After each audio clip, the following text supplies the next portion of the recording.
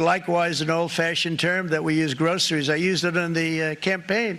It's such an old-fashioned term, but a beautiful term, groceries. It sort of says a bag with different things in it. Groceries went through the roof. And I campaigned on that. I talked about the word groceries for a lot. But likewise. Isn't it so funny when rich people talk about going and buying groceries? It's an old-fashioned term that we use, groceries. I used it in the campaign. It's such an old-fashioned term, but a beautiful term, groceries. It sort of says a bag with different things in it. Yeah. Groceries went through the roof. And I campaigned on that. I talked about the word groceries for a lot. That is a man who does not do his own grocery shopping. Happy Liberation Day. Hey, wake up, America. Hey, it's the glorious freedom junkies here. Sorry I'm late. There's too many damn buttons. Rise in freedom. I'm Austin Peterson. I will be your guide through the circus of stupidity, clogging our airwaves. It's an absolute clown show. Today we're tearing into the absolute clown show that is Trump's Liberation Day tariffs. Boo. Because nothing screams liberty like taxing the snot out of you peasants, right? Yes, we love taxes. We love taxes. We love taxes, right? So let's give a slow, sarcastic clap for the MAGA Leftists, the GOP's new batch of brain-dead Bernie Sanders fanboys in red hats. Isn't it ironic? That's right, folks. These geniuses think making America great means turning it into a socialist dumpster fire. Hooray! Hooray! Bernie Sanders fanboys in red hats. More like Bernie Sanders Day. Congratulations, comrades. November 8th, 2024, the day Bernie won the election. And you didn't even notice. Just as Goldwater paved the way for Reagan's free market swagger, Bernie's big government gospel wormed its way into Trump's playbook. What the hell? Tariffs, trade wars, some real wars, economic meddling. Oh, wow, you guys, so tough. So macho, so pathetic, to be quite honest.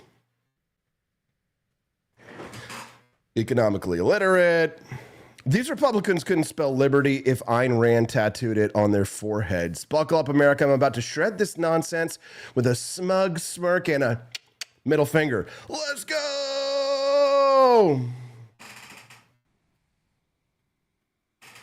Mighty Mod using a VPN to get here because France. Well, Mighty Mod, welcome. What's the national La Marseillaise? Ta-da! I'm thinking about that scene in Casablanca. We'll get it later, where they played La Marseillaise and in the tavern, and they overcame like the Nazis with their Germanic march, and it was one of the most epic propaganda scenes. Get ready for some propaganda today, guys, because I am the best at spreading the ideas of economic freedom and personal liberty. When you want a libertarian who makes sense, right? I'm the kind of libertarian that you can take home and sit home with, like, your mom, right? I'm the libertarian that you trot out if you've got some kind of like a kink for liberty, and you really want to introduce the ideas of liberty to your friends. He's edgy, but he's also like, my mom would kind of want to date him. You know what I'm saying? That's me, Austin Peterson. This is the Wake Up America show. And if your mama's thirsty, well, guess what? It's Thirsty Thursday. We got something for the boys. We got something for the girls. The boys who like boys and the girls who like girls. We've got the king of all libertarians, the benevolent dictator, La Marseillaise. Marchand, marchand, chou, le champ, liberté, égalité, fraternité. Man, 5 years of French, Austin. That's the best you can do. This ain't France, this is America, but we're glad to have people who love freedom. I don't care if you're in France. Frederick Bastiat, Frenchman. Give it up for my boy.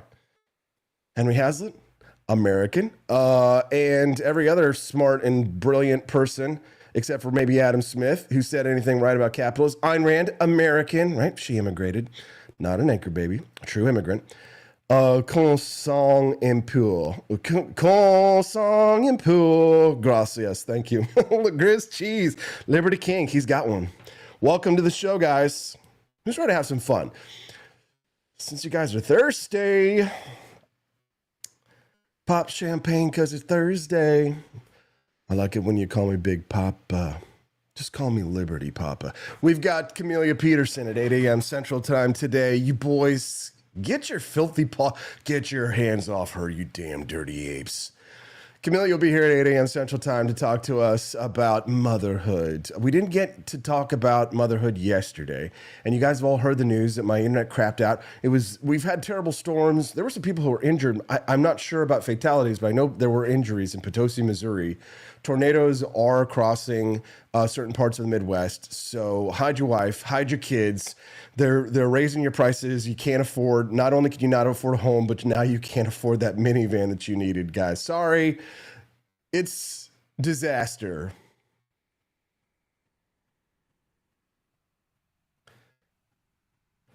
And you remember when I had the gold sponsor, guys? If you had bought gold back when I was offering you guys a gold, it would have been a steal. This is why you need to listen to the Wake Up America show. Do you remember COVID-19, the last crisis that we had? And this is going to throw us into a crisis. We're entering the first stages of a crisis right now. But do you know like what's going to happen? Like, you know who the person who got it right, the guy who got it right in COVID, who was it? The preppers, the libertarian preppers, those weird smelling, kind of funky, little bit cheesy maybe, show up at the pawn shops in town, and they're the guys who are like looking at the silver, right? And then they're pulling out their, things, and it's like the guy, the hermit, and you just know he's strapped to the nines, right? He's got, like my boy Robbie, he's got like the double 1911 setup, right? I think Robbie, like prepper, you know what I mean? Robbie can like work with metal, right? You got to know, everybody in Missouri knows a guy like that, but in Missouri, like the libertarians, like, guys like that, you know what I'm saying, right? So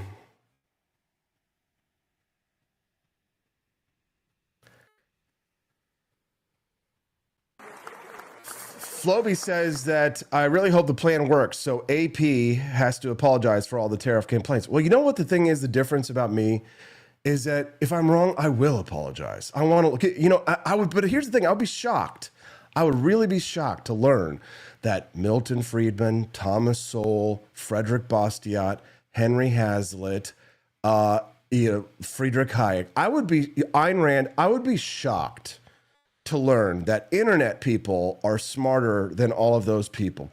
Color me shocked, right? Not just saying, I mean, listen, I don't want to say that we should let the experts rule, but I am saying that if I go for surgery, I don't go find like the average guy's opinion. You know what the problem is too many people are willing to take health advice from strangers on the internet. So now we're taking economic advice from strangers on the internet. Don't do that. Don't take economic advice from somebody with an anime avatar, maybe a furry. No offense, Kermode. But I mean, honestly, listen to Thomas Sowell, read his books. Read Milton Friedman's books. Frederick Bastiat, he wrote The Law. It's short. A lot of these are really short. You can read some of Friedrich Hayek's economic tracts. I couldn't get you guys to read, you guys, I say you, the MAGA Leftists. I couldn't get them to read a 14-page manifesto on libertarian nationalism, right? So this country doesn't take nationalism, and follow it off of the cliff of Uncle Hitler or Uncle Joseph Stalin. This country is on the brink of saying goodbye to the one thing that makes America the greatest nation on this earth. If there is something that makes America great, it is freedom. That is what America has, is freedom. And here's the thing, your freedom of speech and your freedom to transact, in my opinion, are both just as sacred, right? Your ability to crawl yourself out of the primordial ooze as an individual, right? And living in a community, right? We all together as individuals, if we protect the rights of you, the individual, you have a chance. I mean, let me tell you something. You are all slaves. You are slaves, right? It's like Bernie Sanders, right? This whole concept of, Bernie is proven right. Yes, he addresses the root cause of an economic insecurity and then offers more of the problem that got us into the mess, which is more government. Can I get an amen? Central economic planning. Right. And obviously, it's a ludicrous concept that we also put tariffs on countries that don't have a population like a penguin. Yeah, that's going to get laughs. But it's not funny when other people who weren't like me reading the Wall Street Journal every day being like, Steffi, we have got to go buy a Toyota Sienna minivan used in this amount of time, or we are going to get cooked when it comes to car prices. And it's already setting in. I feel bad for the couples who, just average Americans, like really the people that these tariffs are supposed to help, the common man, the poor, and the working class, the people who aren't reading the Wall Street Journal every day like I am, so I can inform you fuckers. Excuse me. Not you guys, right? Not the listeners of this show, because you guys are obviously a cut above. But I mean, so I can try and get some people to wake up if we got to bonk them over the head, right? Like, there's only one form of evangelism that's outlawed in this country, and it's free market evangelism. Let me tell you something, okay? Last night, my wife and I are laying in bed and we're watching Instagram Reels before we go to sleep. And the amount of depravity that's on these platforms, this is to talk about how these ideas are so reviled in this country that birthed them. And now Argentina, which the bonus content is about today, please unlock it. Argentina is applying the concepts, things that we made up and that we're giving up. We're handing over. We're giving up our birthright. I talk about the Bible. But we're watching these reels in bed, and they're like death, and it's animal abuse. And I mean, things that like any leftist you would think typically would be like, no, I don't want this on my platform, get this out of here. Like, actual murders, okay? Guys last night there was a video of this Asian kid, poor kid, elevator comes down, smashes him in half. He lays there, and the full video, you don't see it, but he lays there and he eventually stops breathing and he's dead. You can post that on Instagram, okay? Huge accounts. And we were getting hit with account after account after account of all this stuff last night. All of this, pouring this piss and poison into people's brains that the social media does, and the lies and the bullshit. And it's coming from Tim Pool, and it's coming from Charlie Kirk, and it's coming from Candace Owens, and it's coming from Tucker Carlson. It's coming from every asshole on the right leading you off the cliff. I love the concept, this idea that we don't want to import the third world we don't want to import the third world, but we import their economics. We love importing their economics. What's the difference? We're told that the third world is going to come to the United States if the people come here, and yet we're adopting the platforms of the Juche, right? Of the North Koreans, the Central Economic Planning. Austin, what are you talking about? Right? Read the news. Read the news. Do I have to get the headline? Why is it that after having been proven right for 20 years, hold on, here it is. Rich people are angry because they're supposed to be, because Trump is waging class warfare on behalf of the working class. Wall Street for the last three elections. The case for MAGA leftism. Batia Unger Sagan. We used to duel back on Sirius XM radio like last year. The case for MAGA leftism. She's serious, right? This is Bernie bros with red hats, okay? And who's been right for 20 years? Austin, you're so smug. Austin, you're so arrogant. Austin, you're so condescending. This is the very, very literal first ever test video that I ever made, trying to start up what eventually became the Freedom Report, leading to what eventually became the Wake Up America show. This is before I worked at Fox. This was like 2008. I'm in like New York City in a hotel room. I'm in my apartment by myself. Terrible video quality. Look at this man 20 years ago. Here it is. And what was the topic? Well, hold on. Here's the clip. He played again. Then we're going to get the king of all libertarians here. But likewise, an old-fashioned term that we use, groceries. I used it on the campaign. It's such an old-fashioned term, but a beautiful term, groceries. It sort of says a bag with different things in it. Groceries went through the roof, and I campaigned on that. I talked about the word groceries for a lot. Yeah, that is a man who does not buy his own groceries. Watch this. And if so, do you pay with? Do you do your own grocery shopping? And if so, do you pay with paper, plastic, or silver? I'm Austin Peterson, and this is the Freedom Report. Take a listen to this exchange between presidential candidate Ron Paul and Federal Reserve Chairman Ben Bernanke. Mr. Bernanke, if you don't mind, would you tell me whether or not you do your own shopping at the grocery store? Yes, I do. Okay, so you're aware of the prices. But this argument that the prices are going up about 2%, nobody believes it. Paul tore into Bernanke, asking him if he did his own grocery shopping, and then proceeds to paint him as a liar for manipulating the public over inflation rates. If it sounded like a bizarre question, just remember that the powers that be generally regard such menial activities as doing your own grocery shopping as something that's beneath them. If you think I'm joking, take a look at this photograph when the government decided that they needed to humanize Treasury Secretary Tim Geithner by taking photographs of him at the supermarket. It ended up like this. Here's our illustrious Treasury Secretary, looking at lettuce. Does this look strange to anyone else? But if you're looking at this and thinking that you've seen this somewhere before, maybe you're remembering an incredibly famous photo series of another dear leader who was totally out of touch with his citizens too. It's Kim Jong-il, and he's looking at things. Look everybody, he's pointing at shoes that you'll never get to wear. And hey, here's some rice that you're never gonna get to eat. And look at this, here's some soup, and only Kim Jong-il can afford to eat it. Sorry North Koreans, no soup for you. Now, I should step back and say, yes, Kim Jong-il has already departed into a flash of light over an active volcano. But back here on Earth, specifically the United States, we've still got to figure out a way to feed ourselves with money that's rapidly declining in value. And then I talk about Ron Paul because I'm a Paul tard. Austin, I think... Hey, man. I was only right because Ron Paul was right. That was Paul Tard. When we get back, another Paul Tard turned king of all libertarians. We'll talk to him about the tariff war, talk about Rand Paul's stand. We'll talk about teachers graping their students. It's going to be a blast. It's going to be funny. It's going to be kind of weird, though. We'll be right back. It's the Wake Up America show.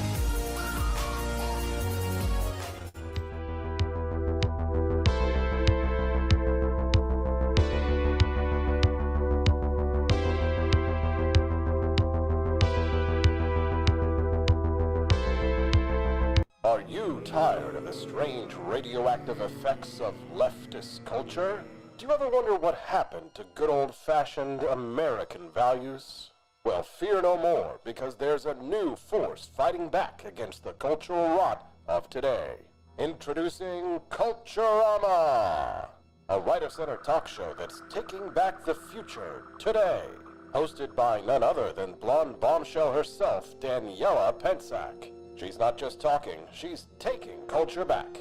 With sharp takes, brilliant guests, and a few surprises along the way. Tune in to the live video podcast twice a week, because the future doesn't have to be weird. It can be Culturama. If there wasn't going to be somebody who was a fiery champion of liberty, somebody who would get out there and who would be aggressive, and if they wouldn't do it with more fire or passion than I had, then I would go and I would fight this battle for us. I've fought for the principles that we all share. Parties tend to be secondary to me. We're here because we believe in the principles of liberty. I am not a perfect messenger, but I think I'm a damn good one. This is a replica of our first president's flintlock pistol. You have my full support, my respect, and my gun.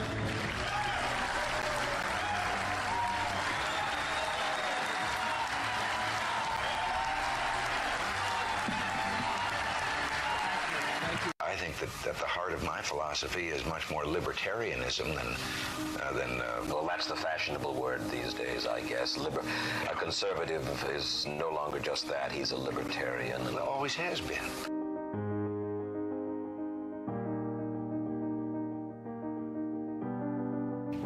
Yet any time you and I question the schemes of the do-gooders, we're denounced as being against their humanitarian goals. They say we're always against things, we're never for anything.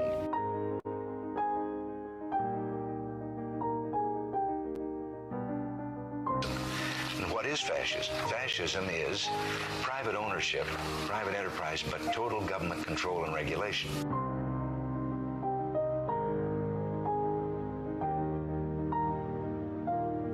Well, the trouble with our liberal friends is not that they're ignorant.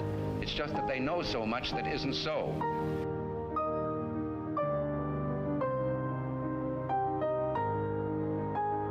If we lose freedom here, there's no place to escape to. This is the last stand on earth.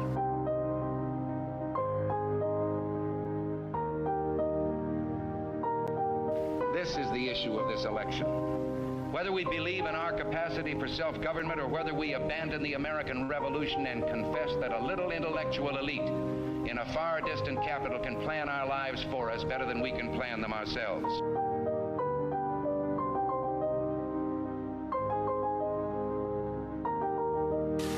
conservative, so-called, is the one that says less government. Get off my back, get out of my pocket, and let me have more control of my own destiny.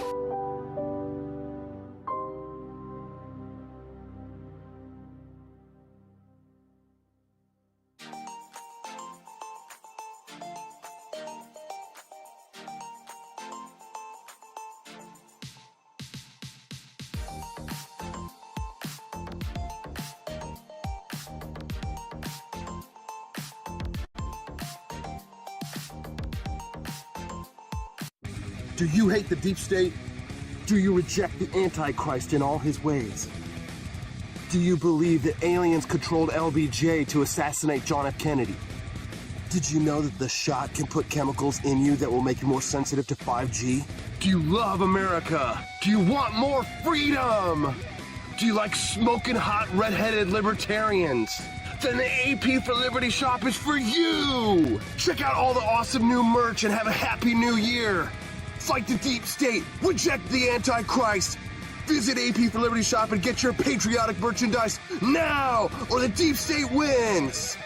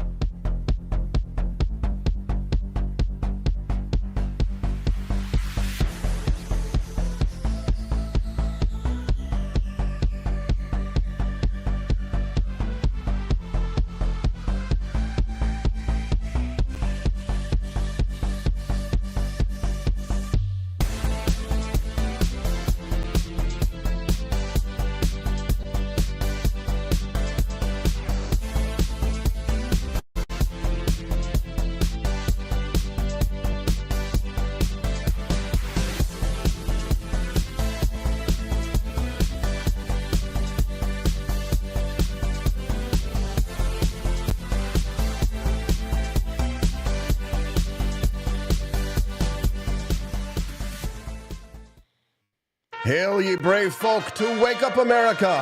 I be Austin Peterson, voice of truth. And today we call forth the King Libertarian, crown forged in wit, blade raised for freedom, to smite the fools binding our land. So cheer ye all for King Libertarian, he who slays tariff lords and shames the wicked. Hail, O King, to this show. Let's rouse the realm. Good to see you.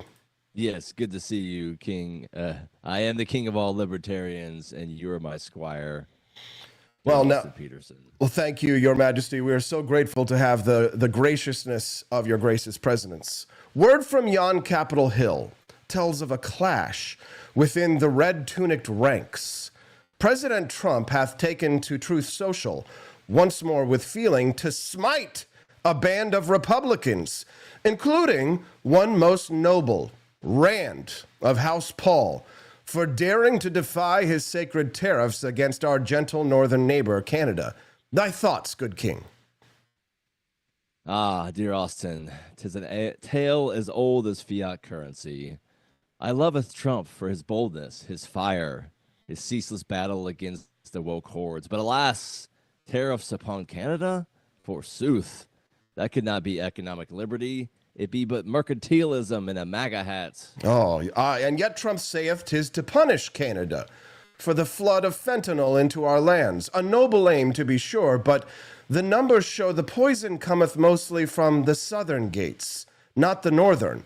Is this but a clumsy strike from a mighty hammer?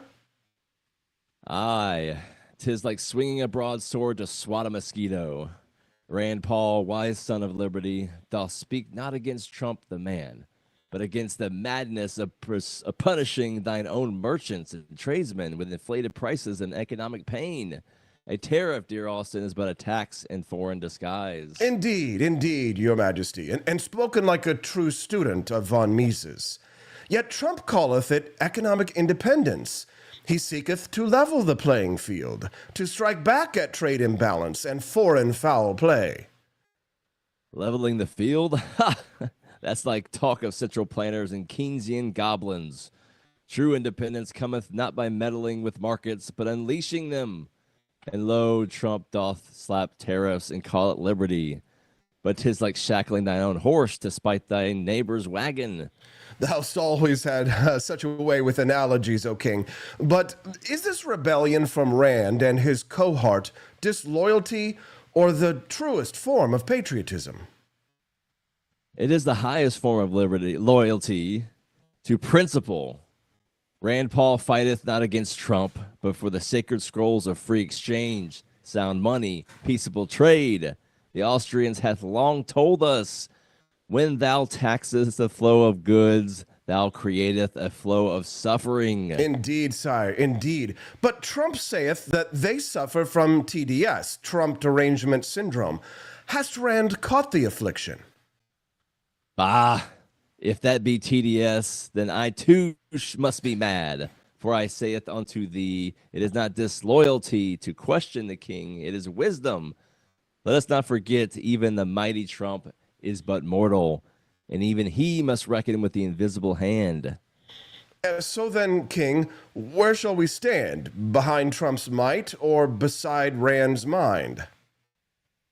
Why not both? Support Trump in the battle against the woke witches and alphabet cults, but do not follow blindly into economic folly. When Trump striketh rightly, we cheer. But when he swingeth at Canada like a drunken Highlander, we must hand him a map and a copy of Human Action. Spoken like a true classical liberal monarch. A toast, then, to liberty. To liberty. And to the lone senator who remembereth what $1 used to be worth. Hail! Huzzah! To Rand the stubborn, defender of the invisible hand. May his charts be sharp, his audits relentless, and may Trump himself one day say, perhaps that I was wrong. Bring forth the Austrians. Huzzah! We can only hopeth. And to all who oppose the tariff tide, hold fast, for freedom be not won by price hikes and paperwork. Now to a new subject, Your Grace. The scribes of the New York Post speak of Christina Formella, a schoolmarm of 30 summers, accused of rolling in the straw with a lad of 15, her pupil and a soccer knave. Yet she doth cry, Nay, I'm blameless. They chase me only for mine face, for my fair face. What thinkest thou of this, my liege? By God's beard, what a load of hogwash. She's yelling, I'm too pretty to be guilty. Like that could dodge a jail sentence. Sounds to me like she got caught with her skirt up and thinks a wink will fix it. But flip this around. If she were a hairy old male teacher messing with a girl, they'd have him swinging from a rope before breakfast. Truly, truly, Your Majesty. A rope for the rogue, aye. She claimeth that the boy bewitched her phone, a glowing tablet, and sent himself lusty notes from her own hand, all to trap her for her beauty. Be this a true yarn, or doth it stink like a stable sweepings? Stable sweepings, for sure. The kid stole my phone and wrote himself dirty letters. That's a story so weak it collapsed under a feather. If a guy tried the line, oh, she tricked my quill, they lock him up and toss away the key in the moat. She's not fooling anyone, no matter how pretty she bats those eyes. Forsooth, the law's not so easily swayed. The sheriff's men found scrolls, texts, they say, where she writ, I love our bed sport, sweetling. And the lad replied, 'Tis perfect, my dame. No scholar's lesson in this, unless she taught him the dance of the sheets. Yet she wails, mine looks be the villain. Doth this please stand or crumble like a stale loaf? Crumble? It's dust already. Bed sport perfection. That's not homework unless the subject's mattress wrestling. If a man wrote to that young lass, they'd chop his hand off and call it mercy. She's banking on her looks to slip the noose, but the law does not care if you're a beauty or a beast when you're caught red-handed. A red-handed romp, indeed. The boy's mother, keen as a falcon, spied these naughty words in his magic box and wrung the truth from him. Now Christina's caged, weeping, I'm afeard. Doth her tears move thee, O king? Move me? More like gag me. Those tears are from a fox nabbed in the chicken coop. Not some scared little lamb. The mom's the hero here, sniffing out the mess like a bloodhound. If there were a man, there wouldn't be any sobs. They'd have him roasting from a fire pit. Now looks don't looks don't save you when you're caught with a hand in the cookie jar or a kid's pants. A cookie jar caper, truly, my king. The constables nabbed her afore her husband's eyes, and she cried, Let mine lord ride with me. Methinks he'd rather ride to the edge of the earth than face this shame. What counsel hast thou for this straying dame, sire? Counsel? Ditch the mirror and own up, lady. She danced in the hay, and now the bill is due. Jail or a fine, take your pick. Her husband's probably thinking, I didn't sign up for this worse and better or worse. If she were a guy, this end up in a dungeon, not a pity party. And that's the truth, plain and simple. Well spake, King Libertarian. The realm shall watch this jest play out with her next reckoning on the 14th of April. For now, we bid adieu to this bawdy brouhaha and move on to another topic. We've scarce caught our tail from yon tale of bed sport and beauty, and now we plunge anew into the mire of Congress's follies. King Libertarian remaineth at my side, ready to smite the sluggards, sure. Sire, hast thou heard of this dame, Anna Paulina Luna, she of fair face and faltering wits, leading a charge for proxy voting? Oh, I've heard, host. Anna Paulina Luna, bless her. She's got a face that could launch 1,000 ships and a brain that could sink them all. She's out there waving her baby like a battle flag, begging for a hall pass from Congress. What's next? Special exemptions for a hangnail? A hangnail pardon, forsooth. This Luna, a comely knight of Florida, hath rallied with another new mother, Brittany Peterson, to cry, Let us vote from our cradle sides. They doth claim the 2-year oath of office be too harsh, what with babes in arms. Methinks the lady doth protest too much. Perchance she'd rather coo than cast votes. What sayest thou, O king? I say it's a load of bunk. 2 years, that's the gig, lady. You ran for it, you won it, now show up. She's parading that kid around like it's a prop in a bad play. Look, I'm a mom, give me a break. If every dame in Congress starts flashing a diaper to dodge work, where's it end? Sorry, I can't vote. My cat's got the sniffles. It's a job, not a nursery. Truly, sire, truly. A nursery Congress, by the saints. The red pill doth proclaim, if thou canst not bear the burden, step aside for a hardier soul. Luna gathered signatures aplenty, 218, a majority, to force this proxy farce. Yet Sir Mike Johnson, Speaker of the Hall, doth balk, calling it a mockery. Be these babes but shields for weak wills, sire? Shields? More like crutches. Luna's hot enough to melt armor, but dim enough to think this will fly without a fight. Johnson is right. It is a mockery. Imagine a guy pulling this. My kid's teething, send a proxy. He'd be laughed out of town. 2 years isn't a lifetime. Suck it up or stand aside. These gals want special treatment, but that's job. Don't care unless you're changing diapers or chasing skirts. Verily no skirts nor swaddling coths should sway the duty. The scribe telleth of Luna's quest to let new parents vote by proxy for 12 weeks. 12 weeks after a babe's birth. Methinks the exemption shall multiply like rabbits. First babes, then colds, then a sour stomach from last night's mead. Should not the realm demand they stand and deliver, O king? Damn right they should. 12 weeks? What's that, a vacation with a pacifier? Next, they'll want proxies for a bad hair day or a stub toe.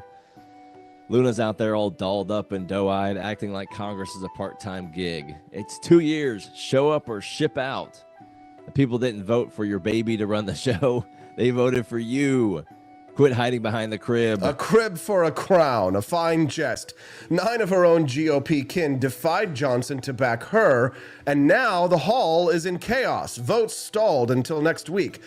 Doth this not prove the red pill true? If thou seekest the helm, thou must steer the ship, not send a wet nurse in thy stead. Chaos is right. Luna's turning it into a circus. She's got the looks to star in a fairy tale, but not the sense to see she's clowning herself. If she can't steer the ship for a measly 2 years, don't grab the wheel. Sending a proxy is like mailing in your manhood or womanhood, I guess. Step up or step off. Nobody's forcing you to play hero with a rattle in your hand. Well roared, King Libertarian. Let Luna and her ilk heed this. The realm's work brooketh no excuses, be they babe or beauty. Fare thee well, sire. And you watchers of Wake Up America, may thy leaders toil true, and thy Congress cease this cradle-coddling claptrap. Later, host, keep the fire lit, and don't let these prop baby politicians off easy. If thou desireth more roasting of statists, central planners, and Keynesian cowards, join me tonight, 9th hour on Liberty Tonight, on rumble.com/Liberty Tonight. There, I shall unleash the full fury upon the foes of economic reason. Huzzah! Huzzah, my lord. We shall seeth thee tonight at rumble.com/Liberty Tonight. Good night. Have a good day, sire. Tariffs have also led to political decimation. When McKinley most famously put tariffs on in 1890, they lost 50% of their seats in the next election. When Hot Smoothie put on their tariff in the early 1930s, we lost the House and the Senate. Wait, did he say Hot Smoothie? Hold on 1 second there.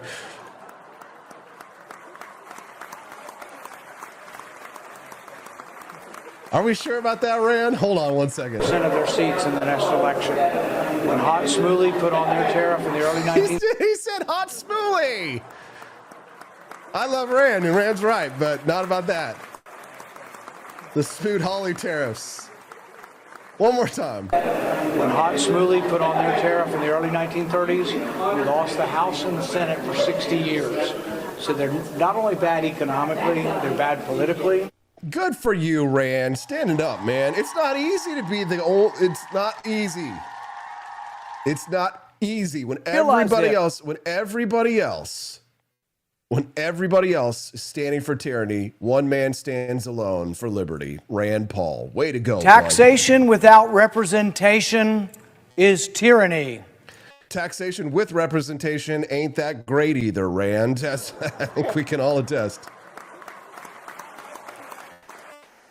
Morning, guys. Welcome to the Wake Up America show. Help to unlock that bonus content. I haven't seen if we got any rants or not, but if we hit $75, then you'll see today's mini documentary and a Lego style about what Javier Milei has accomplished in Argentina. It's absolutely incredible. You want to see that bonus content, then drop a Rumble rant or do us a flavor and go to 4Liberty Shop and do yourselves a favor while you still can, while it's still legal. Go to 4libertyshop.com and make a purchase to help unlock the bonus content today. Support the ideas of economic freedom and personal liberty. If you want to see them, you got to stand with them. You got to not bow down. You got to do things that are a little dangerous. You have to stand against the barbarian hordes and stand with Rand. Bellowed James Otis. In the days and weeks and years leading up to the American Revolution, this became the rallying cry of American patriots. No taxation without representation. The American patriots thought that a distant parliament in England, where they had no representation, had no right to tax them. This is the guy. This was the rallying cry. No taxation without representation. You know, I think the American people, they just don't like nerds, right?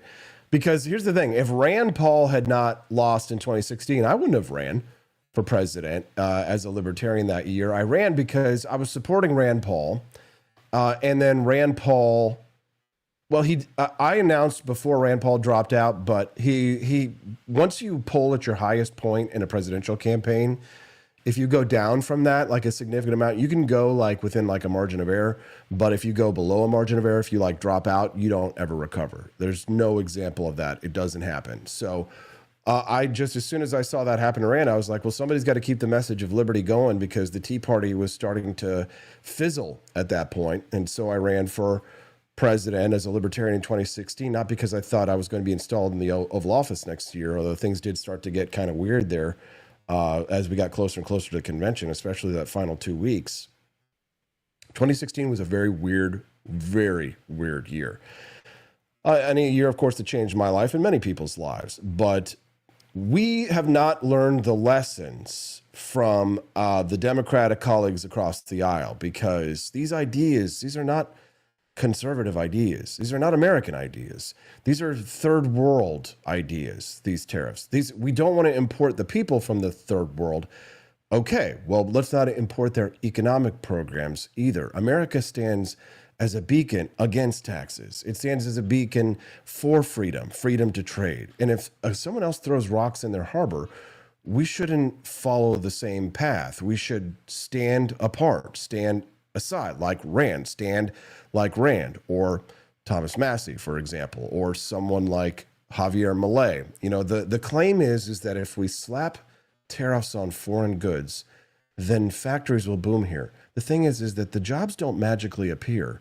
They shift, right? And Frederick Bastiat nailed this, right? Shout out to my boy from France. He wrote, in that which is seen and that which is unseen. He said, when you protect one industry with tariffs, you kill jobs elsewhere by raising costs. Walter Williams wrote a piece about that before he passed away. Now, steel tariffs, they might save a mill, but the car makers pay more, right? They cut workers or they hike prices, right? And studies back this. After Trump's 2018 tariffs, the U.S. lost 75,000 jobs in manufacturing alone due to higher input costs. That's from the Economic Policy Institute in 2020. The second fallacy is that tariffs make us richer by keeping money home. The claim is that foreign imports drain our wealth, that tariffs keep it here, right? But Henry Hazlitt shredded this in Economics in One Lesson. He wrote that the art of economics is to consider the long-run effects on all groups. Tariffs don't keep money home. They shrink trade, which shrinks wealth. When we buy cheap foreign goods, we free up cash to spend elsewhere, growing the economy. Look at post-World War II America. Free trade fueled the boom, not walls. The third fallacy to debunk here is that tariffs punish bad actors like China.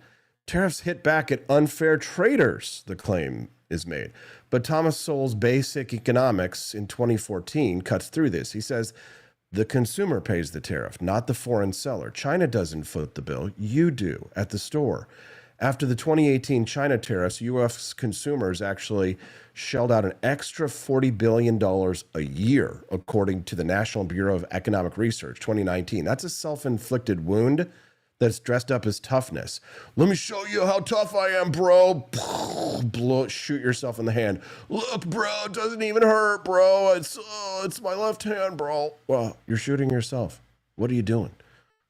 The fourth fallacy to debunk, of course, is that we need tariffs to be self-sufficient, that relying on imports makes us weak. Bastiat's candle maker's petition, which is a satire, mocks this, right? He joked about blocking the sun to protect candle jobs. Absurd, right? But it's the same logic.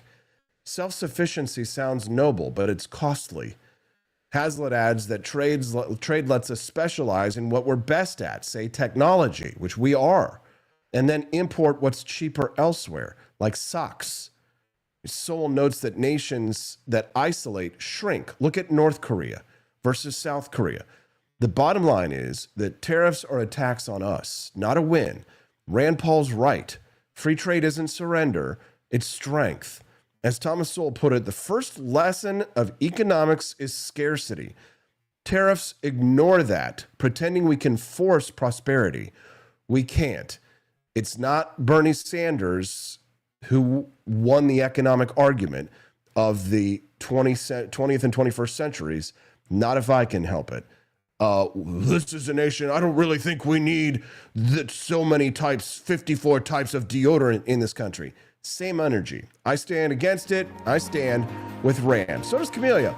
But Camellia and I are going to talk about the proxy voting problem in Congress and the social issues related before we get Daniela Pensack at 8:30 to talk about the epidemic of teachers who like their students a little too much. Be right back. It's the Wake Up America show on the 4 Liberty Network.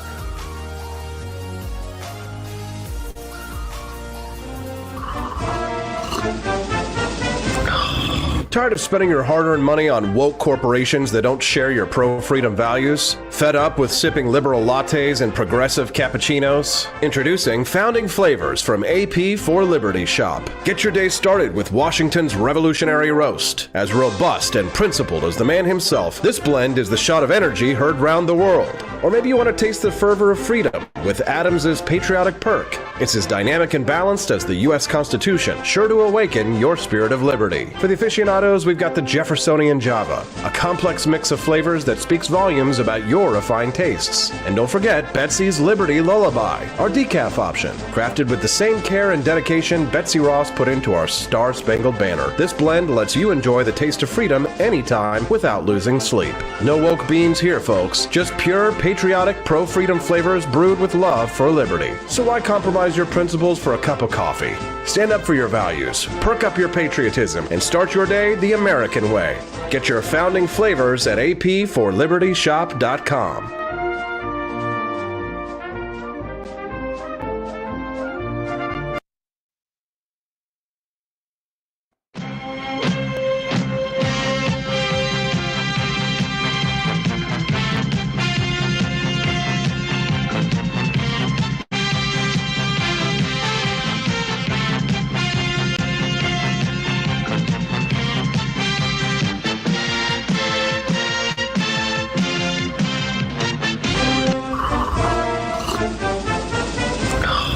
Tired of spending your hard-earned money on woke corporations that don't share your pro-freedom values? Fed up with sipping liberal lattes and progressive cappuccinos? Introducing Founding Flavors from AP for Liberty Shop. Get your day started with Washington's Revolutionary Roast. As robust and principled as the man himself, this blend is the shot of energy heard round the world. Or maybe you want to taste the fervor of freedom with Adams's Patriotic Perk. It's as dynamic and balanced as the U.S. Constitution, sure to awaken your spirit of liberty.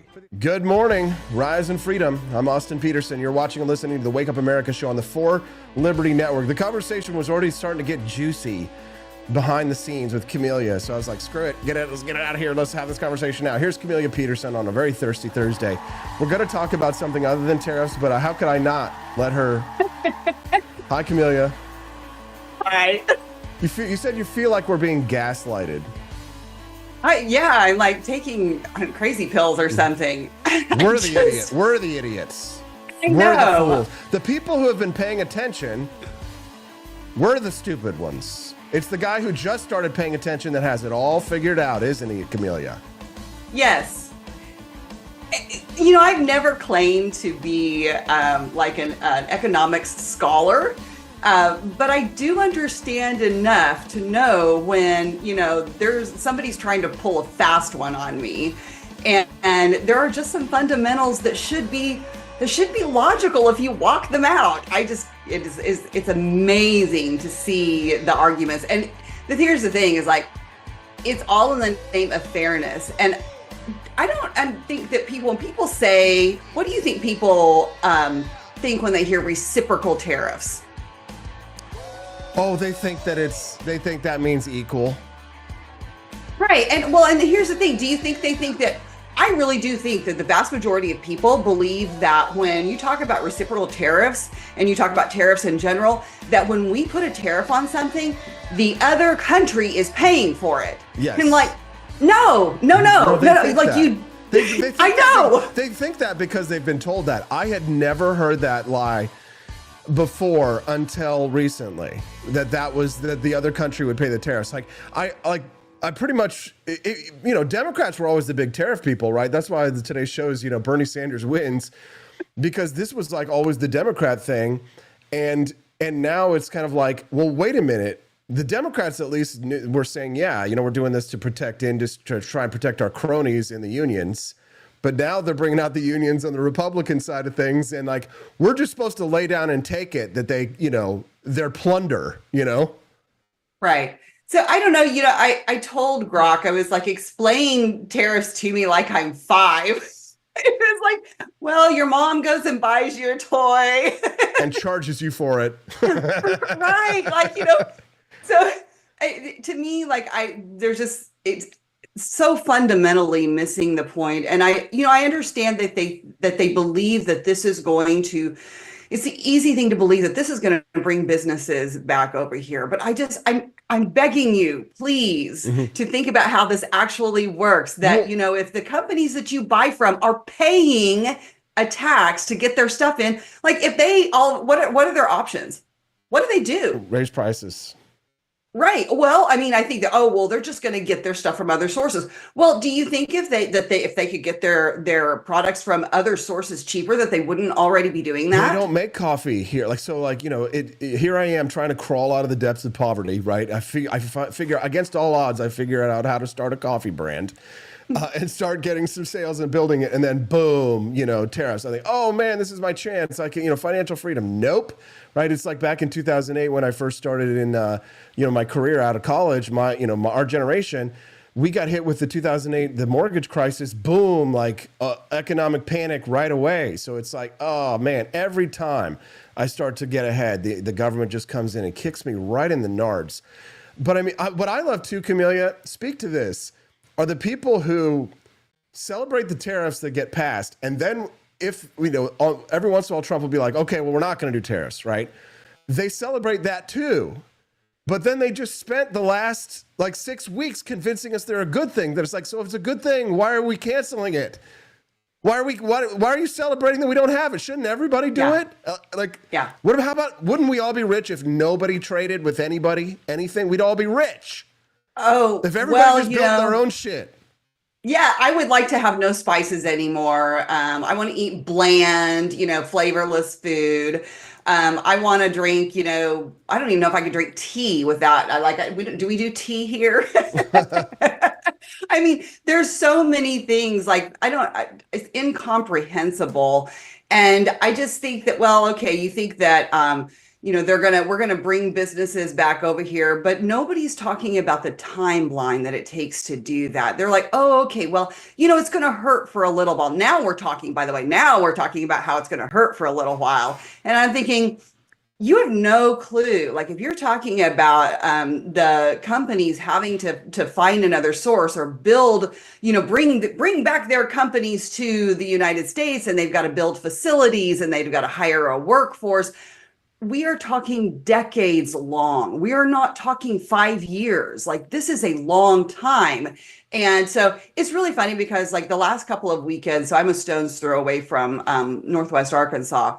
And last couple of weekends, my daughter and I have gone down there, taking the dog. They have great trails, whatnot. But Bentonville is where the Walmart headquarters are. It's actually a pretty, in Bentonville itself, very liberal area.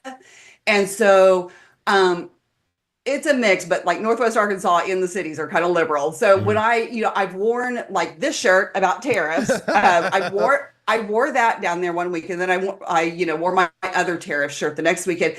And Felicity and I are walking along, and some girl says, "Oh, hey, I like your shirt." Well, Felicity's wearing an F1 racing shirt, and I was like, she's totally talking about your shirt, because nobody's going to look at this wall of text on my shirt and know what that means, right? People can barely read. I know. And she's like, no. She was like, I think they will. And Austin, she was right. I mean, not about that girl, but walking along as we were going, I had a couple of people say, "Hey, I like your shirt." One woman stopped me and she said, "Where did you get that?" We literally went to Amazon. Well, here's the thing. So I was reading this the other day, Wall Street Journal, where they were talking about a lot of people have really been getting a lot of attention talking about tariffs lately, that for whatever reason, that it actually is a ratings thing, that a lot of outlets, and that people are making really making waves, having a discussion about tariffs. And it's funny because, my background is actually to have worked in DC in the think tanks that are the free market libertarian think tanks that their main focus was trade policy, right? To focus on, and you know what you learn is just like with Trump is everything is that there's good or bad, there's a little good or a little bad in everything, right? So whether it was NAFTA, CAFTA, WTO, you know, free, you know, trade with Mexico, Canada, whatever it was, is that there were positives and negatives to both approaches. And what you would find is that you would find sincere intellectuals on both sides of the issue that would have concerns about, you know, what one policy over the other, and that, you know, there were considerations to be made. And, you know, you learn to not necessarily trust the hardcore ideologues that could never sort of like see what are the benefits, negatives, and things like that. I'm perfectly willing to talk about what the negatives of free trade and capitalism are. But the people who are on the other side of this debate overwhelmingly, who if you're standing against Thomas Sowell and Henry Hazlitt and Frederick Bastiat, I'm sorry, but like, these are the ideas of liberty. This is what makes America great, not your fucking taxes. So I think that, and you know, I do think we've talked about this before. Like, I do think that if you view this maybe as a tactic, you know, in your overall strategy, that, you know, there's an argument that can be made for that. But I kind of think we're going beyond just the tactic, because my issue with this is let's say that it's temporary and that we force the other companies to dial back their tariffs, and then we dial back our tariffs too in this trade war. What do you think that companies are going to do when those tariffs get lowered? Do you think they're going to lower their prices back down? No, it ratchets. No, like, so I mean, because companies are like, they're already, you know, under a lot of pressure, because their margins are already, you know, slim. And so they want to, you know, all of a sudden the tariffs come back down. They're like, we can make a bigger profit margin on this. Yeah. And people are used to paying these prices now. So they're going to take that. Yeah. And also people are like, you know, well, what's your solution? You have no solution. What's your solution? The solution is do nothing. It's like, no, that's not true. They're like, they don't, but you won't listen when we tell you that we should deregulate here in the United States. If you want to create manufacturing in the United States, you have to cut taxes. You have to get the government, you have to do what Elon Musk is doing, but pass the law that cuts the spending that Elon Musk is doing, so that, because markets are a lot of times about confidence. Right. And so what we're seeing in the market now is what we have is a crisis of confidence. Right. And, you know, I don't appreciate the whole, you know, joke about groceries and old, you know, did you see that clip of Trump saying the groceries, that's an old word? And did you hear that? You didn't hear this? Oh, man, it's embarrassing. Oh, no. Here it is. Hold on. But likewise, an old-fashioned term that we use, groceries. I used it in the campaign. It's such an old-fashioned term, but a beautiful term, groceries. It sort of says a bag with different things in it. Groceries went through the roof, and I campaigned on that. I talked. Hey, Camellia, did you know that groceries, it's a bag where you put things in it? You know, groceries, is that an old-fashioned word? We still use the word groceries here in Missouri, don't we? I mean, when I say I go to the grocery store, I mean, I'm going to Aldi and I'm self-bagging my groceries into the paper bag. Yeah, we buy groceries, you know, like that sounds like somebody who doesn't buy their own groceries. I mean, I guess if you could afford to like have everything, you know, DoorDashed or whatever to your door, then maybe like food just appears and you call it something else. But I go to the grocery store and I buy groceries. Yeah, that's so weird. There's not a lot of glory in standing up for liberty. There's not a lot. It's not fun to have to stand against the horde and have to, just like, remember COVID-19 and how everybody got all retarded, and have, like, you know, the first protests that started to rise up here in Missouri and stuff. And you know, there was a lot of resistance, including in the Republican Party. We had to stand against Republican tyranny. There were plenty of Republicans who were ready to throw our rights overboard. Some of them still ended up becoming never Trumpers and Fauci-ouchie apologists and all that kind of stuff. But most of them got on board and came around. But it's the same shit, you know. It's the same. And economic illiteracy is the same thing as illiteracy on what's free speech and my damn right to choose what to put on my arm. And I look at, you know, I look at some of our people in Congress who are good people, and we know that they understand these issues. And they are under an enormous amount of pressure right now to get on board with the messaging. And so your choices become, stay out of it, say nothing, or, kind of put the message out along with everybody else. And I heard somebody talking about that this morning, and I have absolutely no doubt that if you are in Congress and you are not actively saying something, that you're getting that call from the president and he's saying, I need you to be talking about this. And you need to be like saying that, getting on the right message. And then we have people like, there will be a very few stalwarts, who, like Rand Paul, Thomas Massey, I think Chip Roy's probably one of those two, that are gonna just say this is like, they're standing athwart history yelling stop. Well, they're idiots, and we're all going to pay, and then by the time we're all paying through the nose, this crop of idiots will be out, and we'll have another crop of idiots in 2 to 4 to 6 to 8 years from now. It's just a revolving circus, a carnival of stupid. I would never be more happy to be wrong. Oh, yeah. Please let me be wrong, because I want to be wrong. Let prices go down.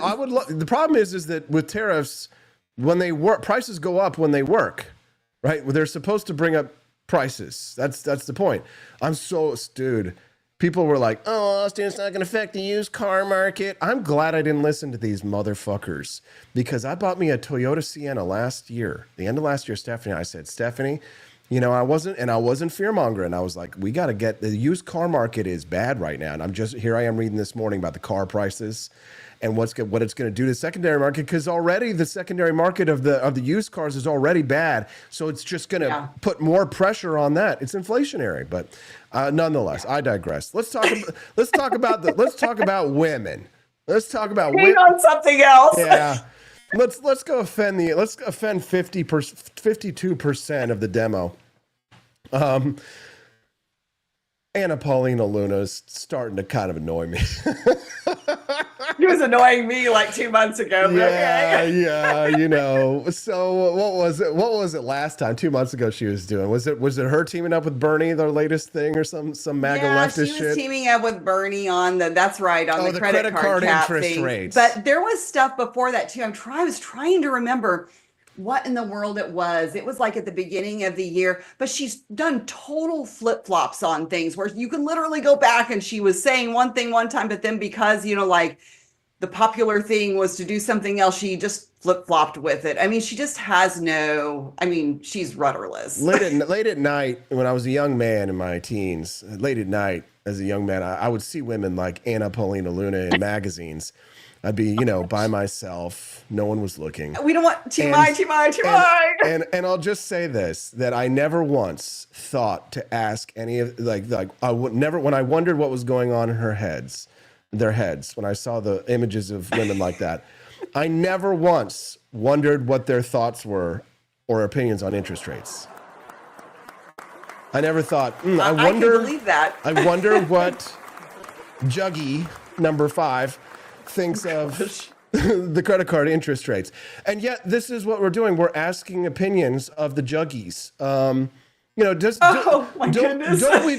Shouldn't we be ashamed of ourselves? And shouldn't they be ashamed of themselves that they would go and take this feminist retardation and pose as conservatives, and then take their babies onto the floor of if they can take their babies onto the floor of Congress to advocate for it, why can't they vote? You just walk 100%. Out there. Nobody's going to be angry that you walk out on the floor and vote with your baby.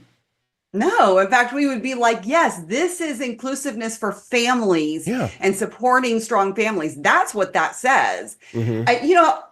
I have done a bit of a turnaround on Marjorie Taylor Greene, and I don't know if it's because she's changed a little or I've changed a little. I don't know, maybe a little of both, but she used to drive me nuts because she was just a bomb thrower, right? But then over the last few years, she started to seem to align a lot more and collaborate with Thomas Massey. And she really made some very intelligent, arguments for several different things. And I've just grown increasingly to appreciate her point of view. And she is like, she's not one of those women like Anna Paulina Luna. In fact, she came out in opposition to what Luna was doing. I've got the clip. Here it is. Hold on. What we just voted on, this rule, Luna's bill, is extremely unfortunate. You know, being in Congress is a privilege. You don't have to be here. And there's plenty of people in her district that could serve in Congress if she chose time to be home and be a mother. I'm very much against the bill that she's trying to force to the floor and the way she's going about it, and I think it's wrong. And it's really going to open up the door to proxy voting, which is already unconstitutional, and we shouldn't be doing it. And I think members of Congress need to basically leave their egos at the door and realize that this is an important job. In the same way that soldiers go off and they're deployed overseas, they come home and actually meet their babies for the first time, and their babies are several months old. Members of Congress don't have to be here. They don't have to be here. Oh, wow. I mean, that's the first time I've kind of seen her right. where she wasn't sounding kind of wild-eyed and whiskey drunk. I mean, that's kind of like, that's why I've kind of done a turnaround, because she's done a lot of that lately. And so she's 100% right. I could not agree more. Do I think that we need to necessarily put women back in the kitchen barefoot and pregnant? Not necessarily. Like, I don't think we live in that world anymore. Be, right? Some should be. Some shouldn't some be? There's nothing wrong with that, right? There's no. I think good. I think that if you have the option, you can do that, and I think it's worth making the sacrifice to do that, because it is. I look at, it was hard, and we can talk about like how we could do that in today's economy, but often where there's a will, there's a way. But, looking back and having that time that I got to spend with my daughters during those formative years and not having to leave them with someone else all the time, like, I would not trade that for anything. And I don't know, like, I see some of the younger women doing that now where their baby is like, 3 months old and they're off back full time. And I just don't know how you do it. You do what you got to do, but they're really missing out. And I think that anything we could do to allow women within reason to, accommodate their babies, especially during those times, I think that that's perfectly reasonable. However, that said, like, not every job is always convenient for you to have your children with you. And that is something that you accept when you take that job. Like, the requirements of the job when you took it. It is not this is what makes me nuts about it. I'm all for women being able to have opportunities, but don't go into those opportunities and say, you have to make special accommodations for me now because I'm a woman. To me, that is weakness. Like, that's not feminism. Like, that's weakness. And I hate that. Like, that more than anything, when we talk about that, like, I went to a networking thing that was specifically for women the other night, and there were a lot of good things that were said, but there was also a little bit of that rhetoric about women having their place at the table, and we still experience some of this stuff. And I'm like, okay, I'm not saying that those things don't happen and that there's not still inappropriate behavior, but do you think I'm going to go around using that excuse? Because frankly, if I consider myself to be a strong, independent woman, like, I'm not going to put up with that BS to begin with. And funny thing is like, there are people, and it doesn't matter if they're men or women, but there are people who can sense and know when they can take advantage of other people. Like, you can just tell when there's people who are vulnerable to that. And for me, like, the message for women is like, develop yourself and your self-confidence and whatever else you need to the point to where you just give off that vibe that somebody else is not going to mess with you because you see through that BS, because it is possible. No, it totally is. And thanks, Quest Fanning, in the chat. You gave us a really nice little Rumble rant and said that in Unfinished Business, Anne-Marie Slaughter rightly pointed out, you can have it all, but not at the same time. That's a really good point. Yes, it is. It's really hard to... it's really hard as a man to have a dialogue, an honest dialogue about these things that doesn't immediately get turned around on us as some kind of misogynist rant, right? As it's difficult for us to maneuver in the landscape because DEI is on the retreat, but all they're doing is backing up and replanning and reorganizing for the next fight for ESG standards, right? They're just going to rebrand it, rename it, come back with it, 4 or 5 when Trump is gone, right? And we've got some weak Republican leadership. But in regards to the question of the war of the sexes, which the 2024 war really was, men are mostly unarmed in this battle, right? It is incumbent on women like yourself, Camellia, to sort of take some bullets for the men folk, because in many ways, like, I think women have been liberated from men in many ways, but men have not been liberated from women. Not if we don't want to end up like incels, right? And if you don't want to end up like some poor bastard, like, an angry groiper from India, who worships the white race, right? And just wishes he could be an American Chad from Southern California, 6'5". The cultural question here, Camellia, is actually immense. And most Americans aren't capable of having the conversation because we have people like Anna Paulina Luna with an R after their name that is, everything, a feminist in everything but name. So, and the disturbing thing to me in seeing the online rhetoric or the conversation going on about this was, there are people like myself, like, as soon as I saw her come out with that, I was like, oh, like, no, this is like more of the same BS. Like, we do not do this. Like, this is feminism. This is DEI. This is not about equality. This is like, we're not supposed to be the ones who do this. But when you have people like me and Marjorie Taylor Greene, and I'm not sure, like, where's Nancy Mace on this? So she's probably in with Anna Paulina Luna. I have no idea. Like, I think I have her muted still, but it's just too much to take. The stupid is too much to take sometimes. Sad. We've lost so many warriors. She used to be one of us, but go ahead. But so you do kind of look through there, and I'm looking through the comment sections on these, and I'm thinking, okay, here's all the men speaking out against it. And I'm like, that's great, but like, people are going to look at that and totally discount it because they're men. And so I'm looking through there and I'm seeing some of the people who are in our circles that I did not expect to be backing her, supporting what she's saying. And they're acting like it's some pro-family, something or other. And I'm like, that is not what this is about. It's not pro-family to insist on exceptions and special accommodations for a choice that you made. And so it is a little depressing in that sense, but I absolutely agree that the women need to be the ones speaking out. And I will say, I did see several women who are saying that, nope, this is not what we want. Yes. And I am glad for those women, because like, there have to be people like us saying something. Yes, it's true. There's some great women out there making a lot of sense. I got nothing but respect, because it's just so aggravating, because, there's all of this like false, what is really a false machismo on the right these days with a lot of these men, that they aren't really just puppy dogs that lay down as soon as they see a piece of ass that they cannot withstand. They all turn into Captain Save-A-Hose. And you know what the worst thing in the world is? What?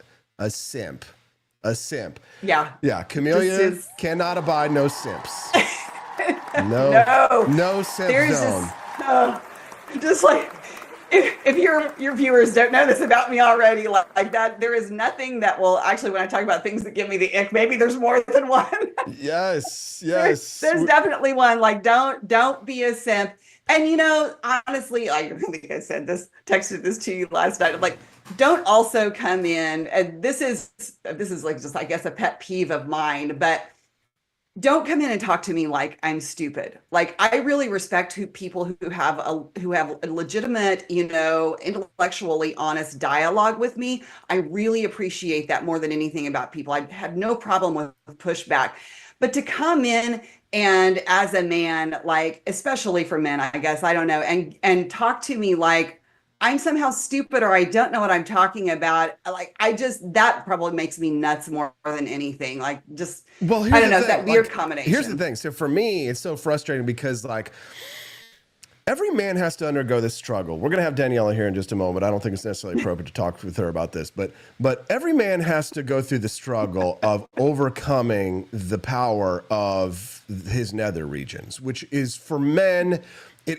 our eyeballs are, it's like lasers, you see boobies, it's like, and your brain goes, bleh, and it melts, right? So we have a powerful force inside of us that makes us just melt when you see a beautiful woman, or any woman. For most guys, you know what I mean? Like, for most guys, they're so sex starved.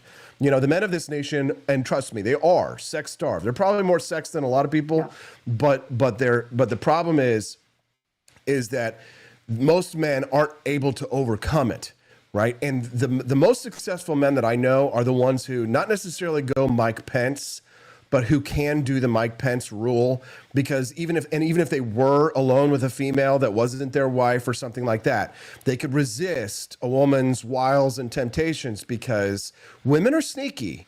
And they I cannot tell you how many sneaky females, when I've been in relationships or what have you, have try and worm their way up close to me, right, to try and do it. And as a man, one of the things that I think really makes the defining feature of a man from a boy is he's able to control his urges and is able to put women in their place.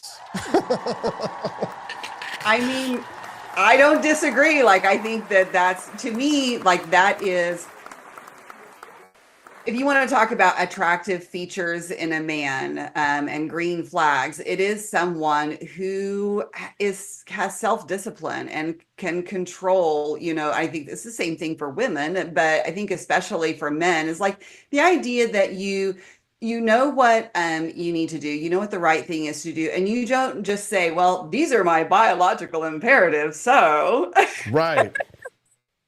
Right. I don't need to rise above, my biological imperatives. They are my excuse. Yes. So, like, that is absolutely right. And you're also absolutely right that there are plenty of women who are fully aware of those biological imperatives and will take advantage of them in any way that they can. Yeah.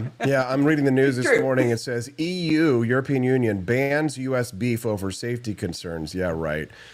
This is how it goes. And and then what's going to happen is all the money that came in from the tariffs, oh my God, we're going to make so much money. It's all going to get pushed back into the farmers in subsidies, because they're the ones who are going to get hurt by this. It is literally bread and circuses. Yeah, we're surrounded by idiots. Oh, wow. And I'm really trying. I will say, I've been thinking about this the last 24 hours. Like, I really feel this like black pill tendency. I know. Like, I gotta fight it. No.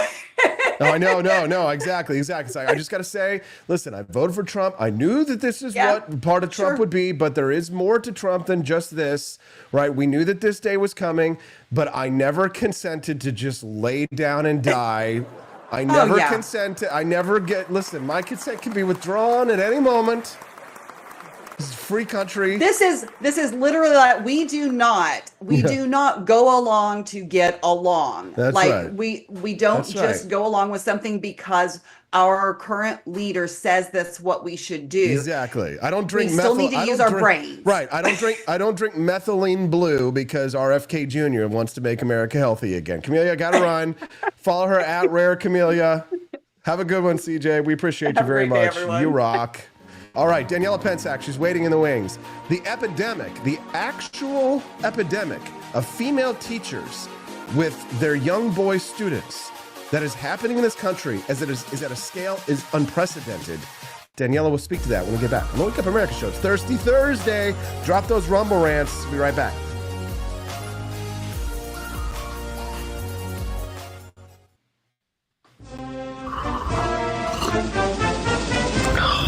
Tired of spending your hard-earned money on woke corporations that don't share your pro-freedom values? Fed up with sipping liberal lattes and progressive cappuccinos? Introducing Founding Flavors from AP for Liberty Shop. Get your day started with Washington's Revolutionary Roast. As robust and principled as the man himself, this blend is the shot of energy heard round the world. Or maybe you want to taste the fervor of freedom with Adams's Patriotic Perk. It's as dynamic and balanced as the U.S. Constitution, sure to awaken your spirit of liberty. For the aficionados, we've got the Jeffersonian Java, a complex mix of flavors that speaks volumes about your refined tastes. And don't forget Betsy's Liberty Lullaby, our decaf option, crafted with the same care and dedication Betsy Ross put into our Star-Spangled Banner. This blend lets you enjoy the taste of freedom anytime without losing sleep. No woke beans here, folks. Just pure, patriotic, pro-freedom flavors brewed with love for liberty. So why compromise your principles for a cup of coffee?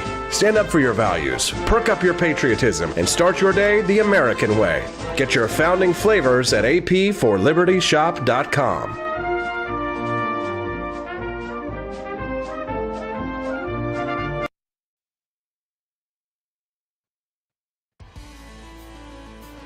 Good morning, Rise and Freedom.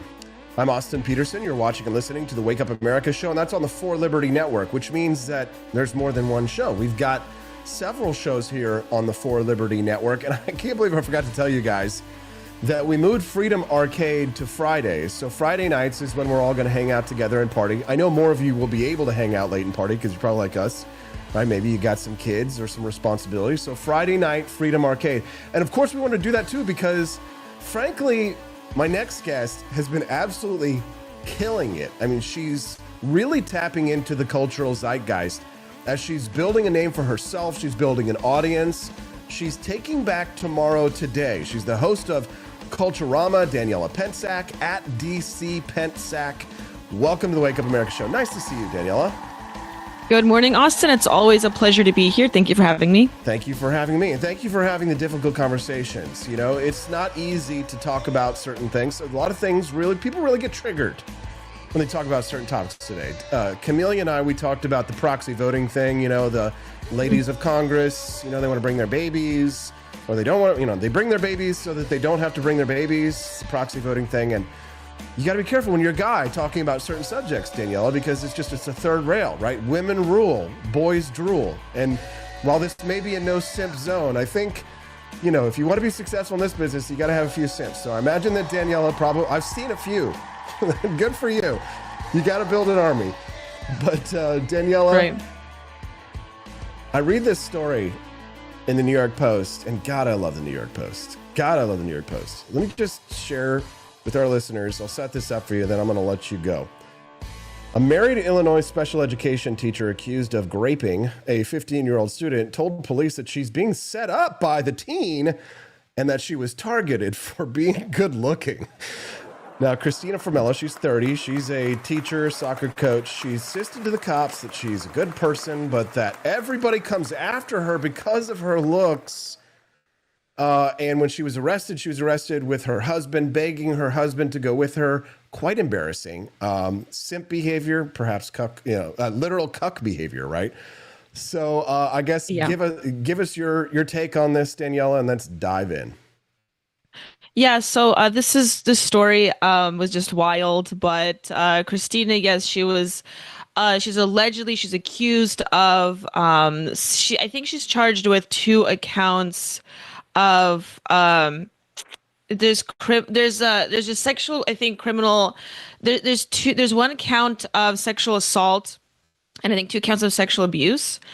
So she's being accused of these. So far, I think they did let her go as long as she doesn't have any contact with anyone under the age of 18 or is entering the school system on the grounds of the school system from which she's from. This is a really interesting case, really unfortunate, but we are seeing more and more of these cases where female teachers are predatory, going after younger male students. And this, I believe, was seemingly unheard of in the past, but I think this has been happening for quite some time now, actually, throughout human history. It's just now actually being talked about that women can typically be predatory. Apparently her story is that this student, which, by the way, special needs student, the article did not articulate exactly what he is afflicted by, but she is a special needs teacher, and the special needs student, she alleges, went through her phone and sent her the texts. Somehow he got her password. She didn't clarify, the article didn't clarify exactly how he got her password to her phone, but she stated that he got her password, got in, sent her text messages, and then deleted those messages from his end so that she wouldn't be able to see those text messages. So he went out through, and this guy's 15 and he's supposedly has special needs. So like all of this, apparently he concocted just to do it against her for whatever reason. And I don't buy the story at all, and I have no issue thinking that she did this herself. It is quite unfortunate, and it's been happening for quite some time. But on top of all of this, I mean, she says she's just being accused because she's really pretty, and I have no idea exactly. And she's not a bad-looking woman, but like I have no idea where she's pulling that from or why she's running with this. But I hope her husband seeks. She's not a 10.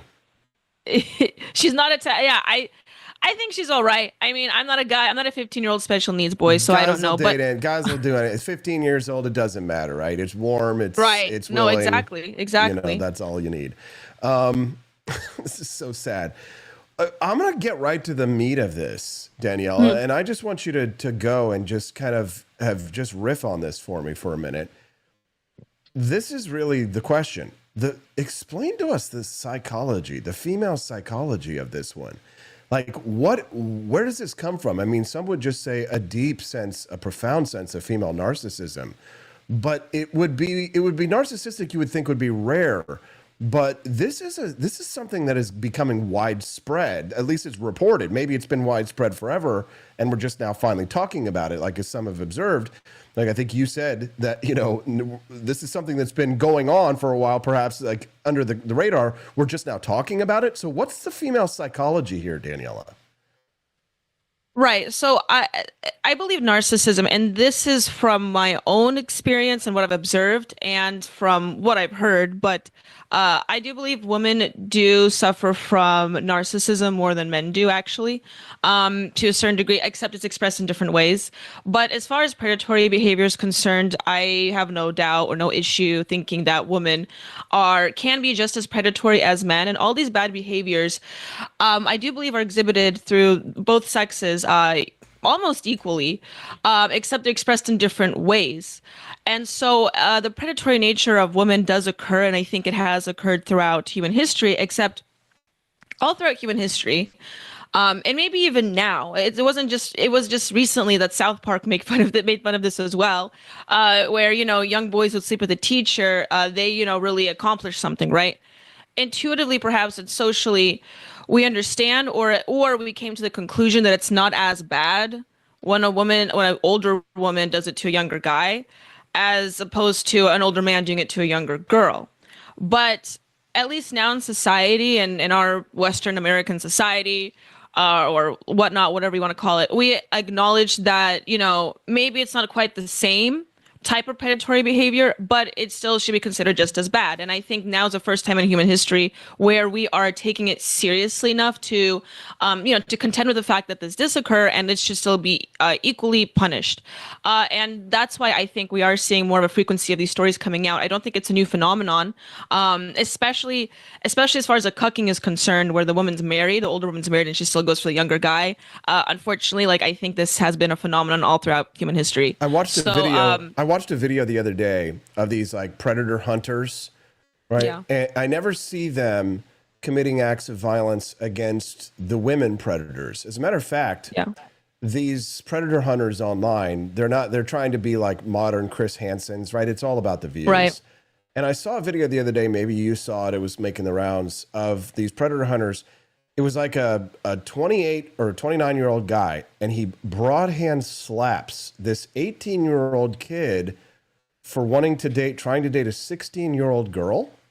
I've heard about that. Yeah, I didn't watch the video, but I heard about that. So the age gap discourse is, it's getting a little crazy. That's another thing with Generation Z that you see a lot here. Generation Z, and maybe even potentially the Generation Alpha, following them, is that I've been seeing this age gap discourse on Twitter a lot, where and a lot of people joke about it, saying oh my gosh, she's 18, she's 17, 16, it's horrible. But this is one of those cases where now they're treating an 18-year-old versus a 16-year-old is apparently a age gap that's too weird, and this legal definition they place on the 18-year-old age of consent, I think is sort of warped people's minds on what's an appropriate behavior and what isn't. I mean, this is not I think anyone with any is in normalcy, we'll see that 18 and 16 is actually quite a normal age gap, if you could even consider it a serious age gap at all.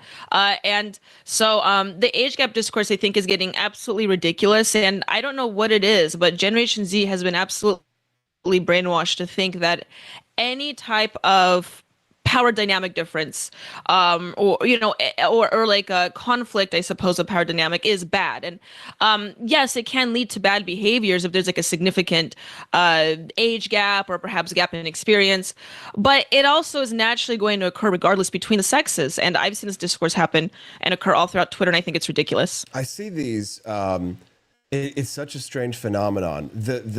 The scenario in the gym has flipped, right? Because I'm 44 now, so like, I really started hitting the gym in my early 20s, right? I didn't do it in like high school or anything like that, but like college, I started to hit the gym, and then after that, I really got serious about my exercise. But I remember going to the gym in like the early 2000s, and it wasn't like a meat market per se. It was in some places, in some times where mostly it was like guys trying to like flirt with girls, right? And talk to women. And then for a long time, women were really complaining about these interactions of these men. But it's actually now, because of TikTok and because of the shaming that goes on with these males, men I see go to the gym. We go to the YMCA, Stephanie and I, we work out together, and she sees this too, where it's actually the opposite dynamic now, where it's like the guys are going to work out. You want to talk about predators? I see these females who are approaching these men in the gym. You could just tell the guy just wants to work out. And it's like, they're wearing this skin tight stuff. They're making the stupidest jokes. Like sometimes I hear these females making the dumbest jokes. And it reminds me of like when we used to laugh at guys doing stupid pickups and stuff. But the girls are so thirsty for the boys now. And the boys I see a lot of these boys don't want anything to do with them. And it's because they're predators. We have a rise. Yep. Or maybe we're just acknowledging now female predators, but men, here's the thing. As men have retreated and run away, it's activated the predatorial instinct, and now the females are becoming super predators. Exactly. They recovered the super predators. So for sure, the script has flipped completely. It's quite interesting. With modernization comes a predatory female, I suppose. There's this great documentary. It's called Why Sex in Evolution. And it's not about like just the procreative act itself, but why do we have male and female? And they study this bird who had an environmental change. And it used to be that the female would stay and take care of the egg, but then due to this environmental change and the bird had to adapt to, the lily pads no longer floated, so they had to go somewhere else or what have you. And the birds changed their habits to where the males started to stay home and take care of the egg. So like gender roles kind of swap. What's interesting is women have been liberated from their gender roles. They don't want to, they tell us all day long, they don't want to stay home and take care of their eggs. Right. And in human society, we aren't seeing a lot of men staying home to take care of their eggs either. We're sending them to private schools. We're sending them off. We're pawning them off on babies, nannies, babysitters. Now nobody's taking care of the kids. Maybe that's why all of the kids are so messed up, and they have no healthy relationships on which to model their behavior, Daniela. Yeah, that perhaps could be a good reason for that. I think from what I've noticed is statistically, the rise of fatherlessness is occurring quite a bit since the 70s. I think that contributes more so with not having either or parent, obviously the mom not being present perhaps. But if the kid is not being raised by either parent, both I think does a great deal of damage.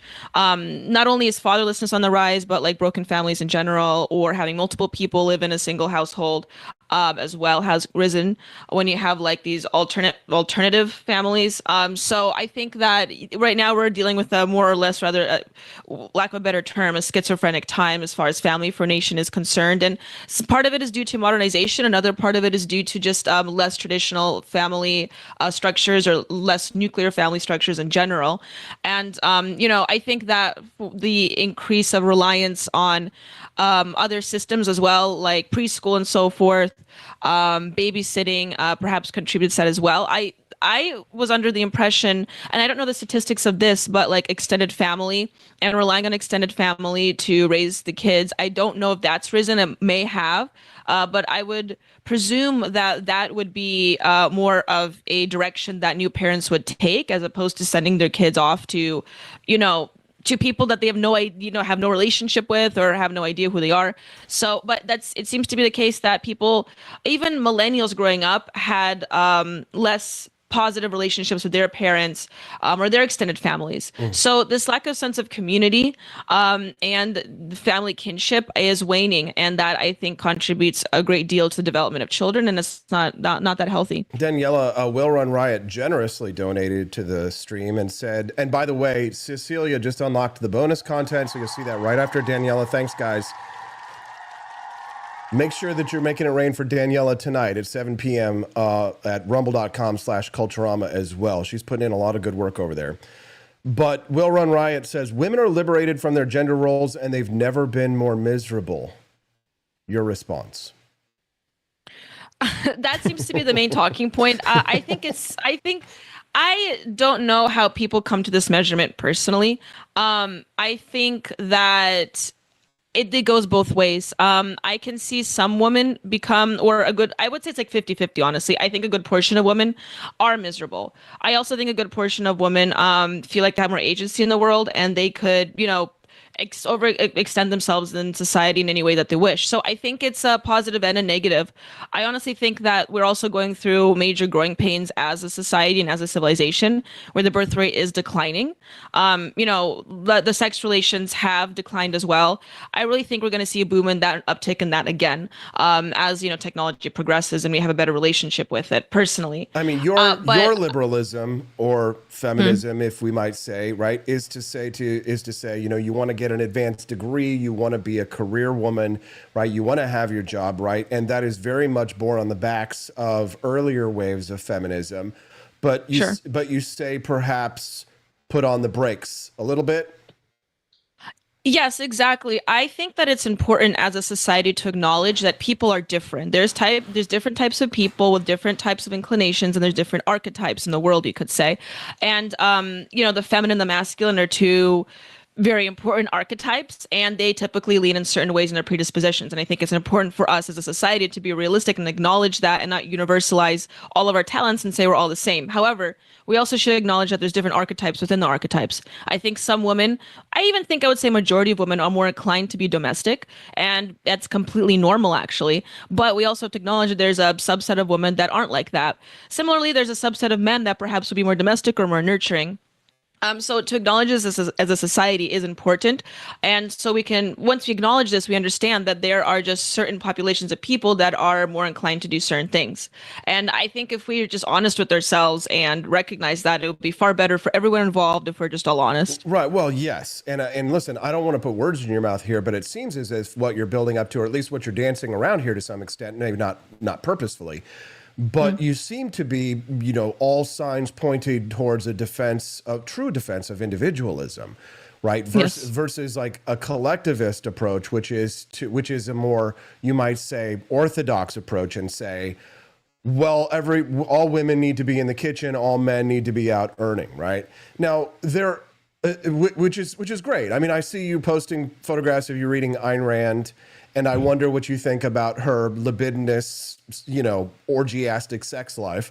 But of course, those things perhaps might need to wait for Culturama, and you can talk about her sexual behaviors and how you feel about that in a way as perhaps you might see that as degrading to women in the way that she.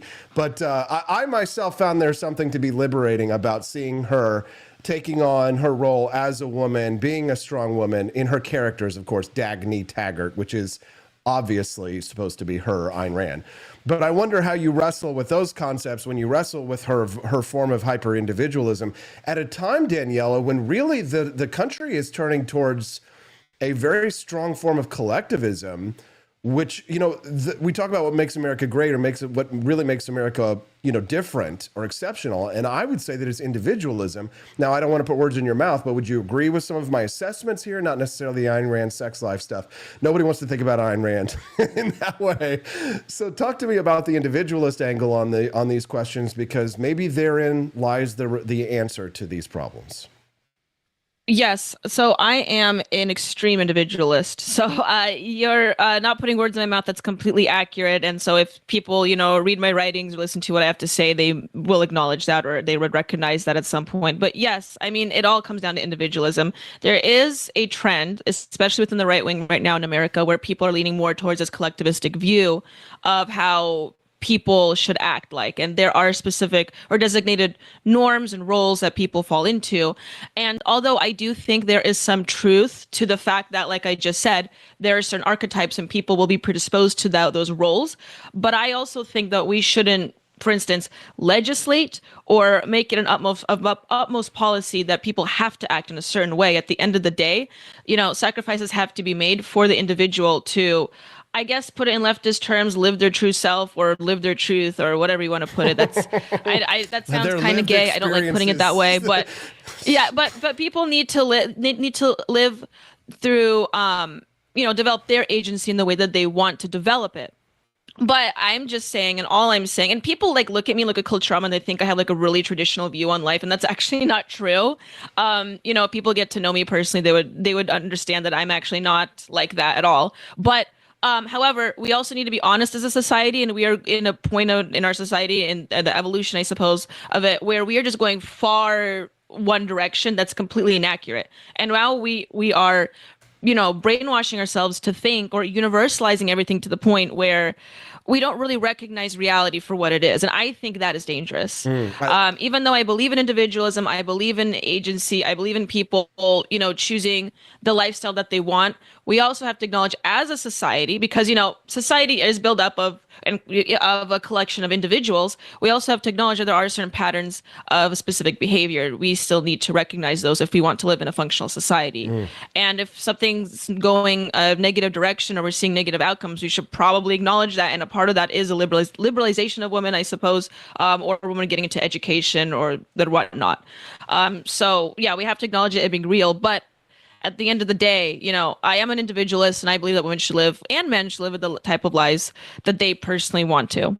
Yeah, you gave me a thought, for a meme. I was visualizing this in my head, because I consider myself to be a libertarian nationalist, which many people say are ideas which are in opposition to one another. And some of the ideas absolutely are.